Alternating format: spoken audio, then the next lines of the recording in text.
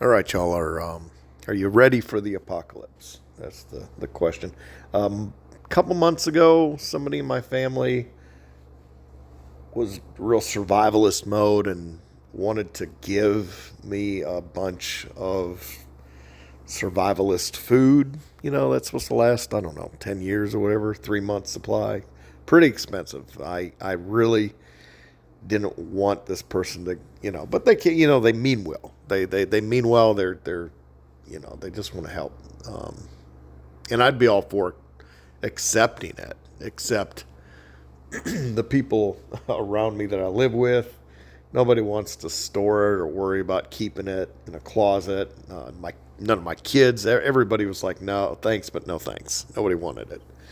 Um, but I would have been fine with it. I was like, "Yeah, sure, thanks, but no, that just wasn't going to work." I wanted to live off grid real bad there for years back. I wanted to go get off grid or get into the farm life or just get away from the population of the city, get some land. Really wanted to get away from it all and just not be dependent on the system, but that wasn't meant to be. So of course there's always there's a lot in the pantry that I think when this gift was offered of getting all this food and trying to figure out if any of the kids wanted all that during that time. Matt was talking about he just coincidentally, he was talking about food supply too, and hit the cat food, hit the pet stores, get the cat food. Um, but just saying, we should pretty much have a basic amount of backup, but not go crazy with it, not go full blown survivalist, that sort of thing. Um, and everything's relative. To some people, having a stock like this is a small expense.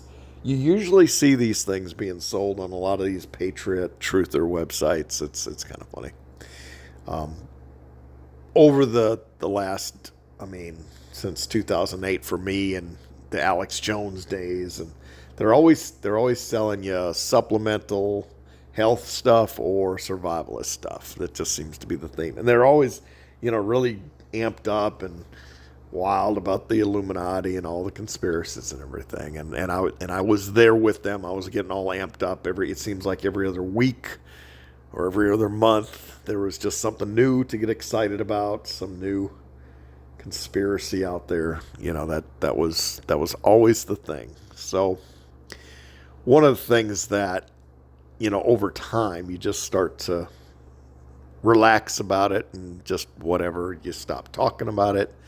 And if it happens, it happens. It's not something that I'm focused on or worried about telling anybody. And that was that all started before I had the Mandela effects and the changes in reality and all of that stuff. So that was predated that. That was good 8 years before prior to my big God encounter. And so there we are with that. The reason I'm bringing this up because there is a channel that besides Matt's channel, which I regularly watch, is Pockets of the Future, Paul. I like listening to him. He would say he's a truther, but he's a little different than a lot of truthers, and he just cuts to the chase of a lot of it's just he's got a very clean and sincere way of describing the situation, and he'll hit like whatever's popular in the news, whatever big thing is going on. Um, he'll cover it. So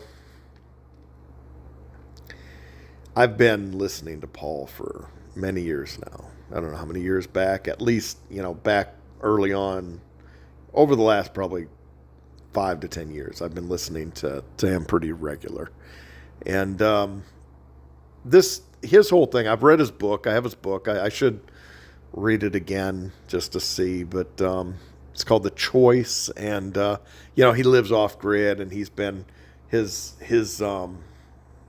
channel Pockets of the Future is in his book too, and it's all about surviving the collapse, the end the collapse of what we know as our current civilization. Like it's destined and doomed to really have a shakeup, and all these things that humanity, just the garbage that people do, the suckiness, the low vibrational, low levels of love, the greed, the corrupt nature of this world. And that's what his channel is constantly pointing out with politicians and celebrities and whatnot. It's just the levels of corruption and the false priorities, the things that people are focused on that they shouldn't be focused on, and what really matters. And he talks about heartfulness meditation, which gets down to like love and understanding the aspects of love and truth, and it all goes hand in hand. So anyway, his book is about the coming apocalypse, and he's not Christian in any means. It's more of an Indian tradition, Babaji and Charji, heartfulness meditation, that stuff. So they apparently, so there's this prophecy that I don't know if that came through or not, but the prophecy that was given was a transmission through like a channeling type thing. So Babaji had passed away, and he'd been long gone. Charji was the next master, and Babaji was channeling these messages. In fact, there was this person who was a medium that didn't really trust it or want to be a medium, but another medium was sent to her house saying that Babaji's coming to me saying you need to write this down. These messages are real, that kind of thing. Anyway, Paul's really into all that. He knows all about it. The reason I'm bringing it up is this prophecy here, and this is the title of the video Paul put out on the 28th of February. So Babaji or whoever, this prophecy came about in February 28th, 2001. So the way it's told is like the system was supposed to really collapse around 2001. That the system was supposed to collapse at the end of the century, but there was an extension, a 25-year extension, basically, that we're on borrowed time, you could say. All of this was supposed to all of this stuff was supposed to start happening around 2001. That was supposed to be the beginning of the apocalypse. And we got a 25-year extension. So, and Paul, when he's saying this, he's talked about this before. I've heard him mention these prophecies over the years. And he says in this last video, he didn't think it was going to be 25 years to the day. That's not what he was expecting, but it appears like it's 25 years to the day, because on this day, February 28th, 2026, that basically is the initial announcement of the Iran war thing. And this whole prophecy is about an impending nuclear doom that starts the apocalypse. So anyway, and I'm just sharing. I'm not saying that I'm subscribing to the idea, so don't freak out. I'm just saying this is an interesting one, because I've definitely got behind many Christian, the fundamental Christian, end of the times ones, and this one's a little different because it's not coming from the Christian corner. In a quarter of a century, the earth, I'm reading it, the earth will experience a major turbulence. That will be the beginning of a cycle with which earthmen will find very difficult to go through. So in a quarter of a century, this is going to be just the beginning of a cycle. Fire will literally beat down on certain parts of the world, whereas torrents of rain will pour over others. Cataclysms will follow one another for many long years. And that my first question was, okay, what does many long years mean? That could be anything. Are we talking 5 years, 10 years, 100 years? What is many long years? But it says it'll follow one another for many long years, keeping men frightened. Many will turn toward a supreme God, beseeching his forgiveness for more and more aberrant, aberrant behaviors, as well as the maltreatment imposed on their nourishing mother, the earth. Failure to respect the elements, I guess that's the environmental pitch, will lead to efforts generating terror among the population of the end of the century. For future ages, okay, wait a minute, back up. Failure to respect the elements will lead to effects generating terror among the population of the end of the. So I'm wondering, is that the end of this century, like towards 2100? I'm not exactly sure what they're saying there. Like, are we talking a 100-year stretch here, or not 100 at this point? It'd be like almost a 70-something year stretch. In future ages, the present layout of the continents will be shattered. Maps will need revising, and yet creatures inhabiting this planet will have more than enough to do in order. Yeah, creatures on the planet will have more than enough to do in order to survive, rather than dealing with those details. So there's going to be no time to rewrite maps. That's going to be. I'm envisioning the Book of Eli movie right now. Just, we don't have time to worry about maps. It's just bad. My wife had something of a dream, like a realistic, lucid style dream, talking to some of her relatives who had passed away, and they had been describing something like this here too, saying that in the future it's going to be bad. The whole continent's being rewritten thing, that kind of came up in her dream. So anyway, Adam will turn against man. That's the nuclear part. Adam will turn against man, who will not have been able to harness it, and its frightening power will be devastating.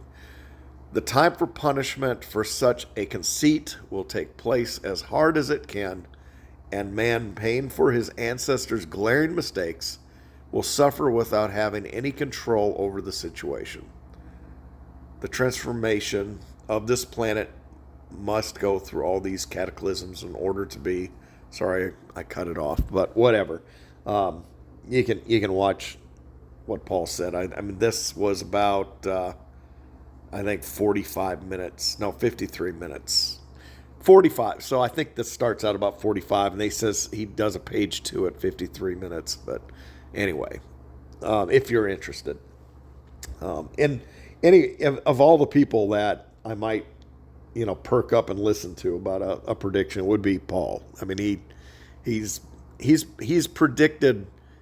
I mean, over the years, if you look at his channel and the things that he'd call out, he's called out things accurately many times, years in advance. And that seems to be a theme with reality, too, is the folks that are good at this will often call out things with pretty good accuracy, but it's never like the ultimate end. It's just like little things that are getting called out with pretty good accuracy. But does this mean he's going to be accurate with this? I don't know, but I would say it's interesting that 25 years to the day was that whole Iran thing. Some of the comments that were under this video, I was waiting for Paul's response video since I heard the news this morning, 25 years to the day. Welcome to the official grand opening of the Apocilypse. Paul calls it the Apocilypse, not the Apocalypse, because his attitude is let it happen. It needs to happen. It's going to happen, and just detach yourself. And it's going to suck. He says it's going to suck. Everybody likes to be comfortable, but it's just has to be. So that's his stance. Others said things will continue to escalate, and there will likely be, these are just comments, be a shocking event that occurs between now and Tuesday. I don't know if any shocking event happened between then and the 28th and Tuesday. There is a blood moon eclipse. Yeah, I noticed that in some talk about the blood moon eclipses, and I've been interested in the blood moon eclipses ever since all the Mandela effect stuff and things that were happening to me back in 2016.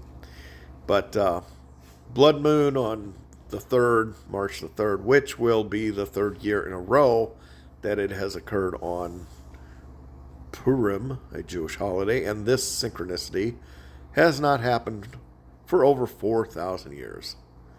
Donald Trump was also born on the day of a blood moon eclipse. Okay. I don't know how to fact check that. Maybe somebody out there wants to. I don't care. How long will till they go, whoopsies, someone's accidentally destroyed the dome of the mosque thing. What could possibly replace it? Yeah, that's definitely that third temple stuff in Revelations. But so anyway, somebody else commented that Utah was passing a law making it illegal to sleep outside. I just thought that comment was interesting. In the budget for 2026, listed as top priority, and for the first facility that'll hold homeless people, forced prison. Of course, Utah would be the first to roll this out. So yeah, the imprisonment of the homeless, that would be what you would expect to see in such an apocalyptic time. Sabrina Wallace's work proves they're scanning us like a can of beans in a Walmart checkout. They've hacked our biofields, the chakra, basically using drones, so most of our diseases are caused by them. I hate this hellish realm trying to repurpose an old church into a center of consciousness, music, art, dance, and gardening as brand pillars, poverty, and homelessness. I guess I cut that one off. Sorry. Another person said, wow, quarter of a century mentioned in the Whispers message, exactly the date, the year, February 28th, 2026. So it's called Whispers of the Brighter World. That's what it's called. That's what he's reading this from. And if you try to buy copies, you can find them out there. They're just super expensive. No, ain't no way. But yeah, if you got $700 to shell out, you can get them. Whistler's prediction is crazy. Paul kept telling us about this, and it's true. He has. I've been listening to Paul for many years, and he has been mentioning these whisper prophecies for a long time. Trump's declaration of war is the weakest and most pathetic thing I've ever seen. Are there really people still out there who support Trump? It's hard to believe that anyone could be that stupid. Another one. I was waiting all day for you to post. You called it. I expect some kind of currency reset very soon. Rich going to get richer, more censorship and AI shenanigans. That's all.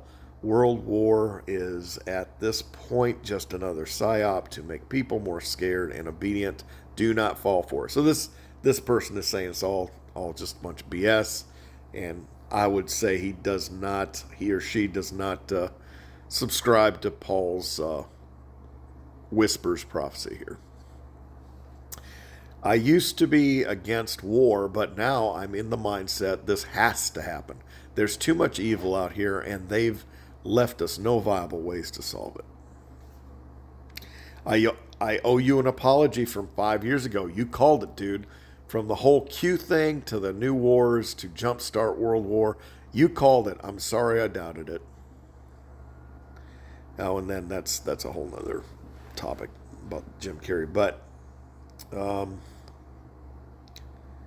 looks like I lost my little recording thing. Where'd it go?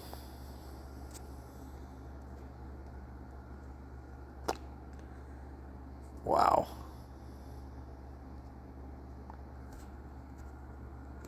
Wow. Okay, there it is. So it's still recording, but I don't know where the controls are. That's very annoying. Extremely annoying. I've lost control. So I've got to go to here, and I don't even know if it's recording the screen anymore. I have no idea. Okay. So anyway, we'll try to work through it. I'm going to assume it's still recording, and it's just not acting the way I'm used to it. Yeah, I'm used to having like a little control thing here. Anyway, I suppose I could end it on that. Just wanted to share. Oh yes, and of course Apophis. This one just okay. Two things. One is Apophis. Apophis, I just find the whole numbering of it, the naming of it, the the idea that this thing is going to make a very close but safe flyby of the Earth on Friday, the 13th, April 13th, 2029. With all the all the stuff about the Great Reset, it seems like between 2028 and 2030 are interesting times. Um, and Apophis might fit in it. It just, to me, Apophis is like put there by reality to just it's there to give us something to talk about. It is so amazing to me that they can, like, for how long have they known about this thing? It's just a long time now, and they can look at this little tiny rock through their telescopes, and this thing's like the size of the Eiffel Tower, right? If it were to strike the Earth, it would be devastating, apocalyptic, perfect biblical event type apocalypse, revelations all day long. Not enough to wipe out everybody on the Earth, but a significant portion and to make life absolutely suck. Now, that's not part of the Baba G whispers, but I just find the timing of this sucker to be amazing. And also, back in December, we had that comet that all the scientists were talking about and saying was doing weird things, and the acceleration and deceleration, it was like doing unpredictable things. I was like, is it a spaceship? Is it aliens?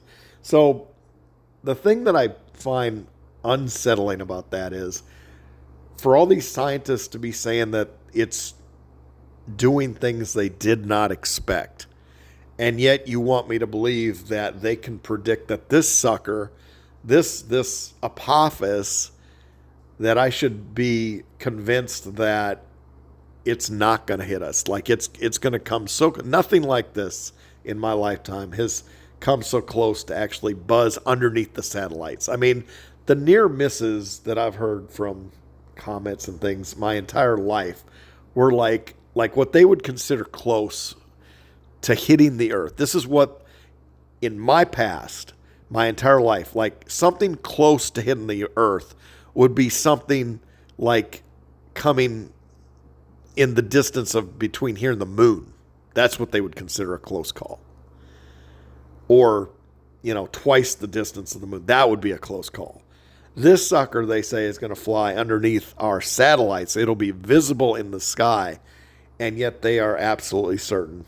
Nothing to worry about. That just, to me, is hilarious. And then there's this, and I don't know what the percentage chance is. They do say that there's this small percentage chance that if it hits this certain window as it passes us, the gravitational pull of the Earth, for whatever reason, and the moon will be just the Cinderella, or not Cinderella, the Goldilocks will be the Goldilocks perfect moment. And of course, if anything has taught me, this whole world is about Goldilocks moments, but it would be the Goldilocks moment for the comet, so that in exactly 7 years to the day, not shitting you, exactly 7 years to the day of its passing by on Friday the 13th, it would swing back around in 7 years to the day and then absolutely for certain hit us. And then that would launch the apocalypse. So anyway, I have to bring, well, if we're going to talk about the apocalypse, I have to throw in my little piece about Apophis, because I just think it's just too ridiculous. And then synchronicities. I'm always looking at when synchronicities of life just happen to come out of nowhere. So apparently, I mean, I always thought this was like a feature of the porn industry, but, and Paul gets into this in like one of his latest videos. And I often thought about Mandela effects too, as being like having an adolescent adolescent sense of humor behind it, like the spider that comes down and gives you a bite and you have a 4 hour erection. I just thought, man, there's some adolescent humor behind some of the reality people. So there's a name for this. I think the abbreviating is PD, but so it's a curved, basically the penis looks like this carrot. That's apparently an issue, and I'd never heard of it or heard its name before, but within like I'd say less than 12 hours of Paul talking about this PD ailment, I heard of it and saw it for the first time on a Netflix show, DTF St. Louis, new episode. That's the first thing that comes out in that episode is this guy has this problem. And the very next day, Paul happens to be making fun of this commercial, which he just thought, he's just laughing at it because it's so stupid. But I'm thinking this whole PD thing is coming at me coincidentally for whatever reason. But that's the way this reality. I always say that there's something invisible pulling the strings around reality, and all this stuff that happens to me in coincidence form, such as the relative trying to give me survivalist packaged food a few months ago, and at the same time Matt just happened to be talking about it the next day in a video about survivalist things. Just the level of coincidence that happens around me. I just stop and say, well, that's something out there is just pushing it into my field of awareness for whatever reason. I don't know why. Anyway, I wanted to just share that, and I guess that's it. We'll see if this recorded. I'm going to just stop because this thing is not doing the way it's supposed to, and we'll just try to turn it off here. All right. Y'all have a good one. God bless.